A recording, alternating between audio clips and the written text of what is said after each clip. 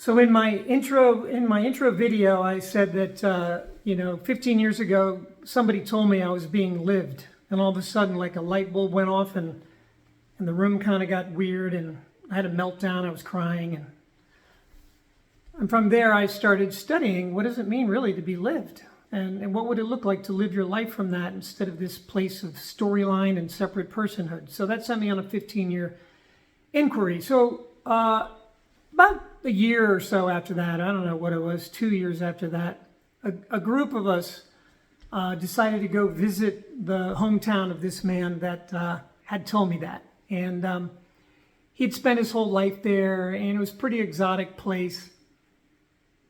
And there was a hill there that people really thought it was sacred, but we weren't convinced that it was any more sacred than any other hill, but we knew there was some magic had gone down there. So we were really excited to go.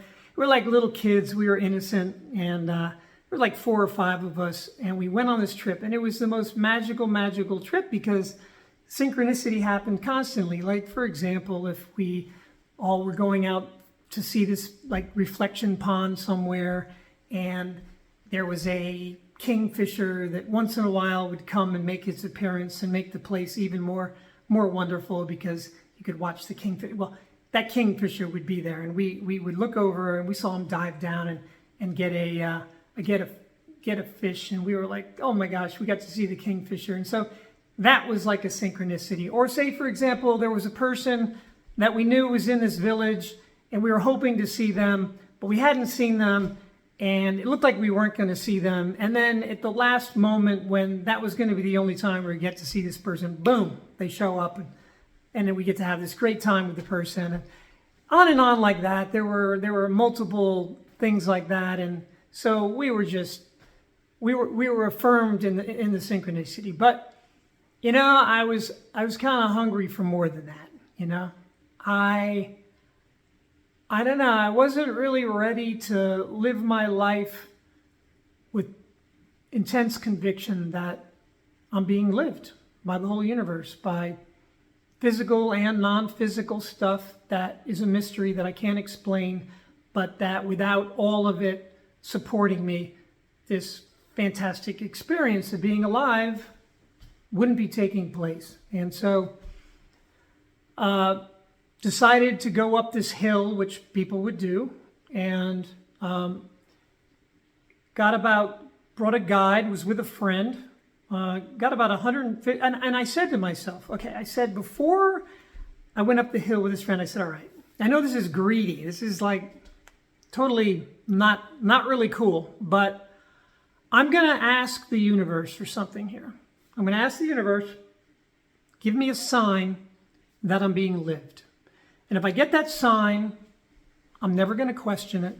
I'm going to dedicate myself to this living from a different assumption about what's going on here. And I will give my attention over to that which is living me. I will do that for the rest of my life. I will do it intensely for the rest of my life. Just give me some undeniable sign. So we're like 150 yards from the top of this hill. And we go into this cave that this man who told me I'm being lived sat in for about, I don't know, a number of years. I think he sat in this cave for like 5 years in stillness and just got really solid with emptiness, with that emptiness that we are before we get labeled and then we get wounded and we have storylines and all that. It's a beautiful, peaceful emptiness. It's incredibly refreshing. There's no mind fever in it. Anyways, he sat for years, getting really established in that.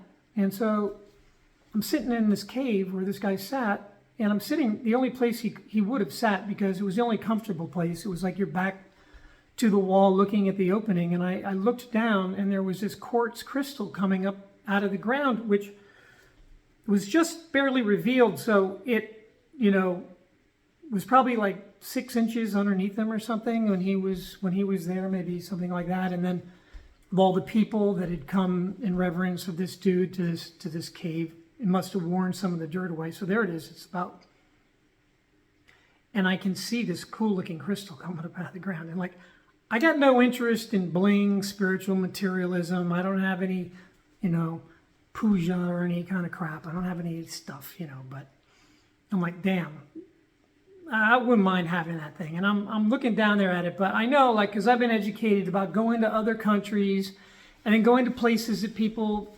revere, and then going in there and taking stuff. It's like totally not cool. You don't take the stuff, because if you take it and everybody else acts like you, then there's nothing to enjoy there. So I wanted it, but I didn't take it.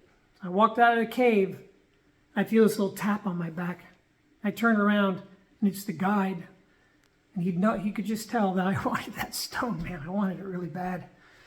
And he just felt into that. And he said, look, just take it, man. I said, look, man, I can't take that. It belongs here. He said, don't worry about it. It's just a stone. You can take it. So he gave me the stone. Okay. Now, that could have been interpreted as the sign that I was looking for, that I'm being lived. There's magic afoot, that there's more going on here than just me operating in my cranium and being the doer and making shit happen.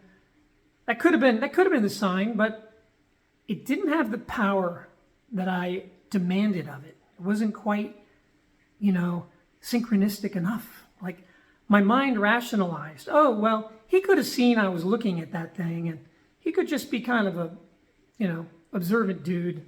Could have figured that out without too much trouble. And so it didn't have the power as an affirmation. Okay, so we go up a little further up this hill, and now it's like we're really close.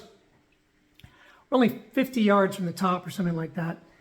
And I'd been traveling with a companion and this guide, and there was a bird circling in the air, and I'd never seen one like it. And I'm into wildlife, I'm into the environment. I asked the guide, I was a bit above my mate, my friend, my companion. I asked the guide, so what is that up there? And he said, that's an eagle. And that was exciting to me, because I've only seen one kind of eagle, and that's the bald eagle down here in North Carolina. So I wanted to point it out to my companion. So I looked down below me to her, and I said, hey, Paula, look at that bird up there. It's an eagle. And as we both turned our attention to this eagle, the thing stopped in midair. I don't know what it was doing, whether it was like eating an insect or I don't know what, but it hovered with about 8 beats of its wings. I don't know if you can see me, but it did this thing, did like 8 beats of its wings like this, and it just hovered there while we looked at it. And then it kept flying. And I thought, I didn't know that a big bird could hover like that. Like, I thought only hummingbirds could hover. I'd never seen anything hover like that before. And it was like, that's it. Like, that's my sign. The universe showed me something absolutely extraordinary that I've never seen before. Right there, 50 yards from the end of when I gave the universe the opportunity to lay it on me. And I was like, yeah, okay. I received that. I accepted that. But what was that? Okay, that was a bird flapping its wings. Maybe it was eating an insect. I don't know what it was doing. So this is how I live my life. I go into my truck, and the screw that I have to have is there literally every single time. The guy needs something from me. Every single time the guys need something from me, it's there. It's there for some serendipitous reason, because it was left over from another job or whatever.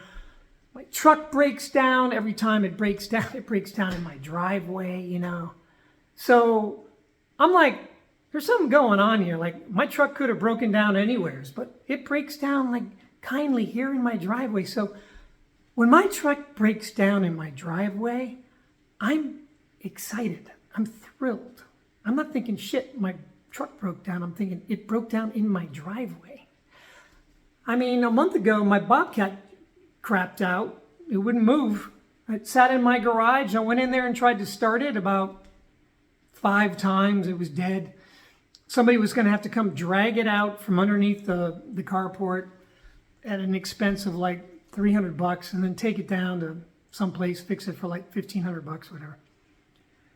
I had to have my truck towed because its brakes went out in the driveway. Again, yeah, about 5 minutes from the house, the brakes went out. And so I was able to get home and I was able to have him to tow it. And the mechanic said that in exchange for some services, he would drag it out from under there and take it back to the shop, and he thought he could fix it. Okay, so I said to him, okay, let me show you the problem. And I jump in there and the thing starts right up. Of course it does. So I used that Bobcat this weekend and I did all this crap I got to do around the house. I rebuilt the driveway and I took this freezer that I got to bring into the house and blah, blah, blah. I contextualize that shit. I'm the luckiest dude in the world. Everything always happens just the way it should. Maybe I am luckier than the next guy, but I feel like we all are so lucky. We're so lucky that the guy didn't come over the center line and take us out, you know. We're so lucky that the house didn't burn down when we left the iron on our clothes and we forgot about it, you know. We're so lucky in so many different ways, and I'm going to get into that in some other videos, but what I wanted to say is that the synchronicity is everywhere. It is an affirmation that there's more going on here than just us being action figures that are doing crap and making crap happen. Stuff is happening synchronistically that's got nothing to do with our input to it. It's the whole universe. It's quite magical the way it happens. And if you live in a place of gratitude and expectation of that, and then gratitude for it, you can feast on that stuff day after day after day. So, I mean, I don't know whether to call this self-hypnosis, but like my car breaks down in the driveway instead of, 6 miles away where I would have had to get it towed and all that crap. That turns me on for days. I'm like, damn, thank you truck for breaking down in the driveway, So this is one piece of the puzzle. You're already in the center of the magic. It's called synchronicity. Nobody else out there is specially, able to experience crap that you aren't or make crap happen that you aren't. We're all the same here. It's just that some people are noticing it. You could start noticing it and start appreciating it more like I do. And when you do, you begin to see that your life is magical as anybody else's life, anybody that ever lived. And then there's no hierarchy here of people that lived before you or now living that are having a more magical existence than you, and you're just this kind of mediocre somebody. And then there's these other people down here that are autistic or whatever maybe, and they're unfortunate or whatever. No, they're not unfortunate. They've got fantastic gifts as well. And they may be feeling the synchronicity in ways that you're not. So you begin to have this equality of vision where you begin to see that everyone and everything is this singularity, this indivisible, beautiful reality. And you start to live from that. And that's the little spiritual experience piece for me. And there were others that I could go on to, but I just did those for today.